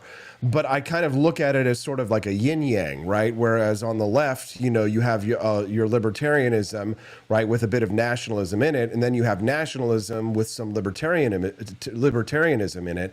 And these two concepts, which have some conflicting parts, even though Ayn Rand, speaking of her, says that logic does not contradict logic. I see a role for these conflict, a collectivist view, right, where a nation state protects our individualism, protects our liberty, right, within these confines and roles. Just like you were saying earlier, when you talked about some men are this way, but they might be more nurturing. Some women are this way, but they might be more, career focused or career driven. An individualistic nation, a free nation, allows for these disparate individuals, and really does what it does is protect minority rights from the tyranny of the majority. But I know we're going to hear a lot more about this. They don't want to hear from me. They want to hear from Daniela tonight at 7 p.m. What are you talking about tonight, Daniela, at rumble.com/Culturama? Yeah, I hope to see everyone there today. It's going to be real fun. Obviously, I'm going to talk about the tariff issue with Trump. I do not like the direction this is going, so I'm going to be talking about that as much as well as many other things. I do have a guest as well, so it's going to be real fun. And then afterwards, of course, we have the Liberty Tonight show as well. But Thursday nights are always a blast, because we have yours. Well, in the morning, then we have mine and the Liberty Tonight fellas. So I encourage everyone to come check it out. It's going to be a real good time. Rumble.com/Culturama. I want to see everybody there tonight. Daniela's going to kill it. I'm going to be in the chat. So come hang out with us, and let's make it rain for our favorite individualist. She's the modern day Ayn Rand, Marilyn Monroe with a master's degree, host of Culturama, many, many other things. JD, MD, DDS, SSTOP, Austin. Let's stop the show. Daniela, great to see you. See you tonight. Thank you, Austin. Have a good one. Love it. She's brainiac, man. Love working with Daniela. She's going places. I'm so thankful that we get to work together on the For Liberty Network. I'm really proud of her. And she's just so smart, guys. Make sure that you support the For Liberty Network by clicking the like button. And if today's your first time watching the show, click follow. And if you disagreed with a lot of the things that I said today and you found yourself hanging out all the way to the end of the stream, you didn't turn tail and run. And when it got weird with the king of all libertarians, you said, I'm going to get through this. This may not be my thing, but I'm going to get through this because I love the message of liberty. You know what? Even if I stand in the way, good cause to be ineptly defended. Hey, I got a big shout out for you. If you've been up here since basically the beginning of the stream listening to this, special shout out to you. Thank you to Cecilia. Thank you to Andy Opperman. Thank you to Will Run Riot. Thank you to all of you who support the For Liberty Network. You've unlocked the bonus content. We'll see you guys right back again here tomorrow. Exit through the grift shop. Peasants. It's the Wake Up America Show. Get yourself a Make Taxation Theft Again hat over at forlibertyshop.com. Bye. I'm going to go kiss my baby. Both of my babies.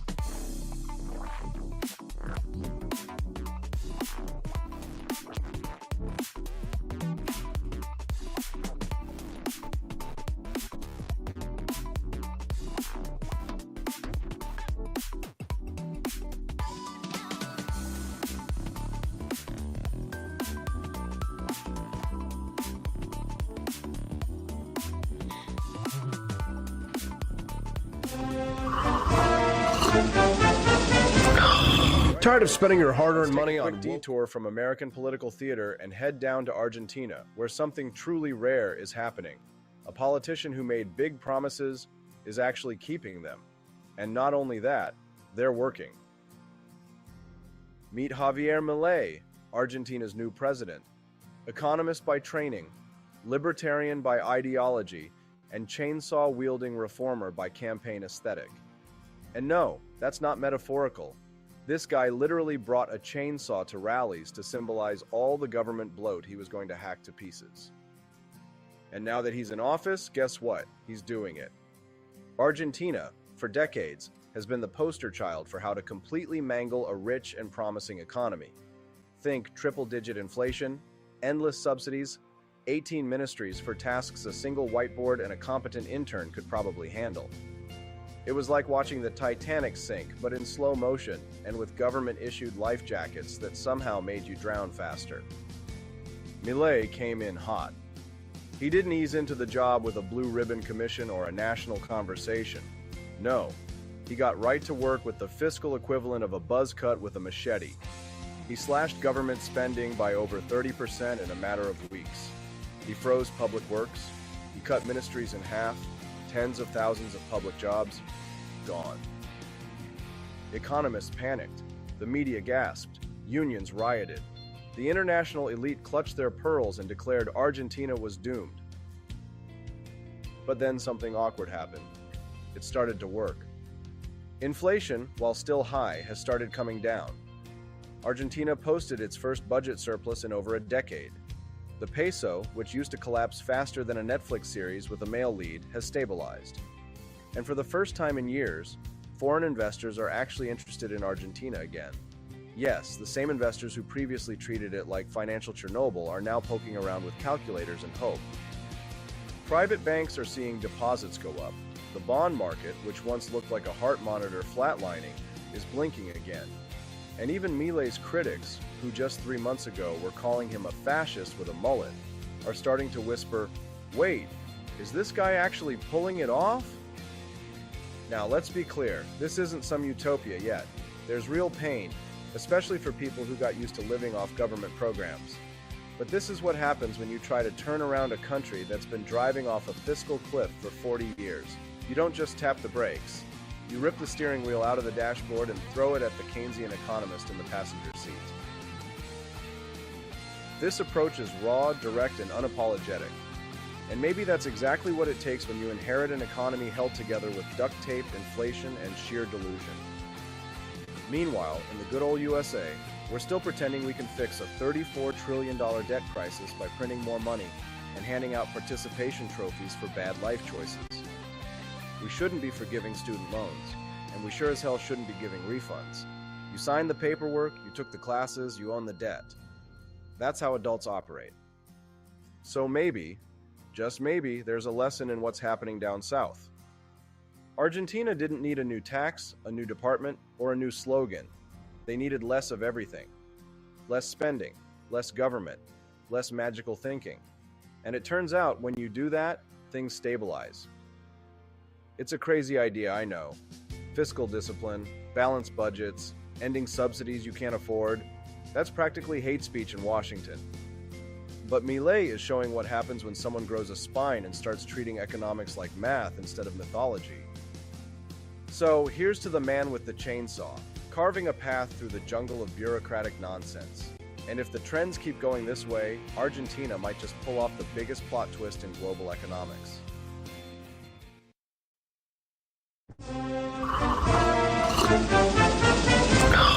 Tired of spending your hard-earned money on woke corporations that don't share your pro-freedom values? Fed up with sipping liberal lattes and progressive cappuccinos? Introducing Founding Flavors from AP for Liberty Shop. Get your day started with Washington's Revolutionary Roast. As robust and principled as the man himself, this blend is the shot of energy heard round the world. Or maybe you want to taste the fervor of freedom with Adams's Patriotic Perk. It's as dynamic and balanced as the U.S. Constitution, sure to awaken your spirit of liberty. For the aficionados, we've got the Jeffersonian Java, a complex mix of flavors that speaks volumes about your refined tastes. And don't forget Betsy's Liberty Lullaby, our decaf option, crafted with the same care and dedication Betsy Ross put into our Star-Spangled Banner. This blend lets you enjoy the taste of freedom anytime without losing sleep.